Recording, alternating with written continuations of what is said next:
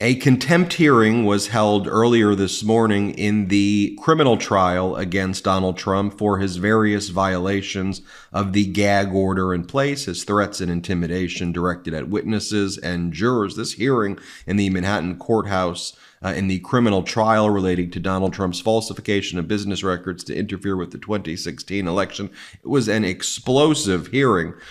Throughout the arguments, one of the things that Donald Trump's lawyer, Todd Blanche, tried to claim was that, look, Donald Trump's just reposting other people's articles. He's not saying it himself, to which Justice Merchan said, do you have any case law to suggest that posting other people's articles would still not be a violation? And Justice Merchan very astutely pointed out, and you realize that Donald Trump is also manipulating these articles.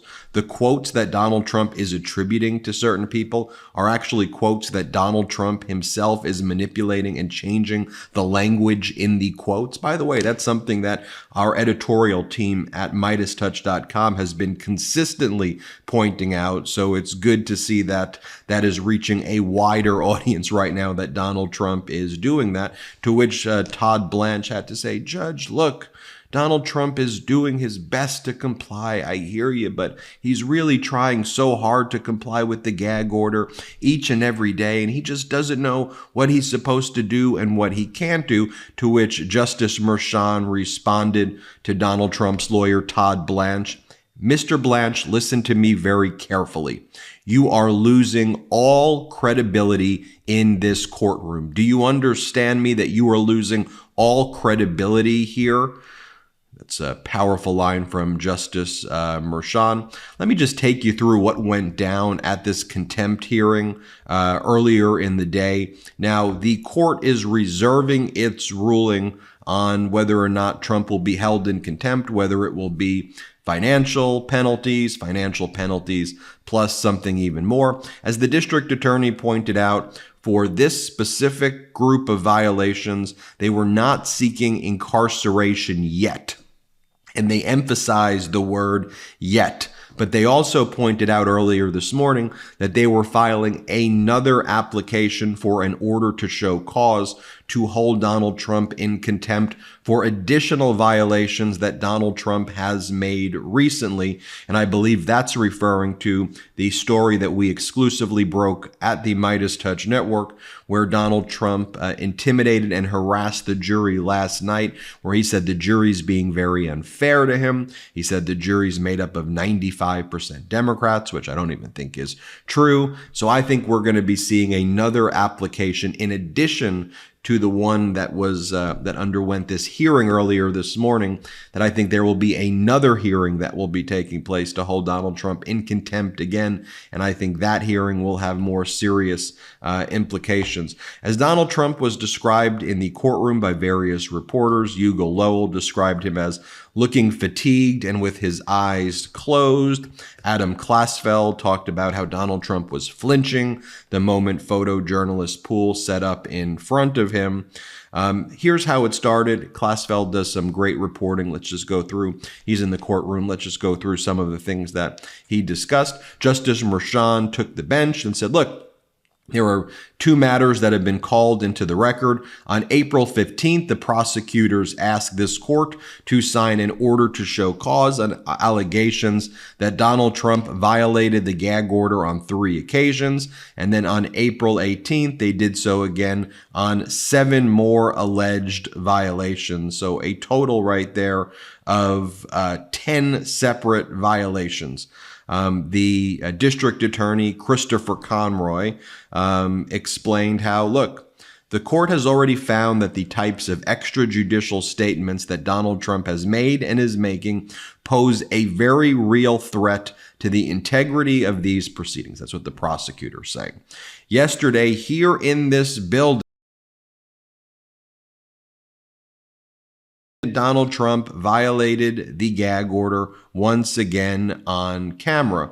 Let me be clear, Your Honor. The prosecution will be filing yet another application for an order to show cause on Trump's additional violations later today. We will be filing another application to hold Donald Trump contempt in a separate hearing.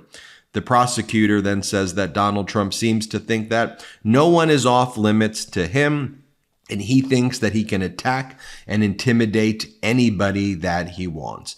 The prosecution then went through each of the each of the gag order violations for which they want Donald Trump to be held in criminal contempt. For example, they showed this message that Donald Trump posted. Thank you, Michael Avenatti, for revealing the truth about two sleazebags who have, with their lies and misrepresentations, cost our country dearly. There, Donald Trump was attacking Michael Cohen and Stormy Daniels, two witnesses in the case. That would be a violation of the gag order's restrictions on threatening or intimidating witnesses. The prosecution went over the next gag order violation, which was posted 5 days before jury selection. And this was Donald Trump posting a letter from Stormy Daniels that he paid her hush money to write this letter. And Trump goes, "Look what was just found. Will the fake news report it?" The prosecution went on to show other violations by Donald Trump of the gag order. Here again, Your Honor, Michael Cohen is a reasonably foreseeable witness. This is again Donald Trump going after Michael Cohen's credibility, which is a recurring theme in these posts. This was 2 days before jury selection, where Donald Trump said, "Has Mark Pomerantz been prosecuted for his terrible acts out of the DA's office? Has disgraced attorney and felon Michael Cohen been prosecuted for lying? Only Trump people get prosecuted by this judge and these things. A dark day for our country. MAGA 2024. And one of the things that Todd Blanche tried to argue, Trump's lawyers tried to argue, is when Donald Trump says MAGA at the end, I kid you not, this is the argument. When Trump says MAGA at the end of the post, that makes it a political statement, and therefore Donald Trump's just trying to utilize this to campaign because he's saying MAGA, which is one of his campaign slogans. And the prosecution says, if anything, that makes it more threatening and ominous to say MAGA. It's like a rallying call to Trump's base to try to go after the witnesses. And that strains all credibility to say that that makes this political in nature. You are attacking the witnesses. And Justice Merchan agreed. And Justice Merchan looked right at Todd Blanche and said, look, this is a contempt hearing. If you're basically saying that using one word, whether it's that Trump used the word pardon or used the word MAGA, that now makes Donald Trump being allowed to violate the gag order, you have serious issues, Mr. Blanche, regarding your credibility and how you're acting and behaving in this courtroom. The prosecution went on to talk about all these other times Donald Trump threatened and intimidated witnesses. But one of the things, too, that the prosecution said is particularly disturbing is when Donald Trump is posting about the jury. And they talked about how last Wednesday, right as jury selection was taking place, Donald Trump posted on his social media, quote, "They are catching undercover liberal activists lying to the judge in order to get on the Trump jury." And Donald Trump attributes that quote to Jesse Waters. And the prosecution says, even if that was what Jesse Waters says, that would be a violation. But that's actually not what Jesse Waters even said. Trump actually manipulated the sentence and added language to the sentence as well and changed what Jesse Waters had actually said. And then a juror left because of that. A juror felt that they felt threatened and intimidated, and juror number 2 said that they can no longer be fair and impartial as a direct result of Donald Trump's threats and intimidation.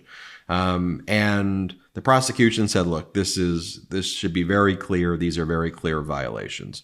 Donald Trump's lawyer, Todd Blanche, said, look, Donald Trump is facing a barrage of attacks from all corners. Michael Cohen's going after him. Stormy Daniels is going after him. And so Trump has to respond to what they're saying. So Justice Merchan said, hey, can you give me an example of where you think that's the case?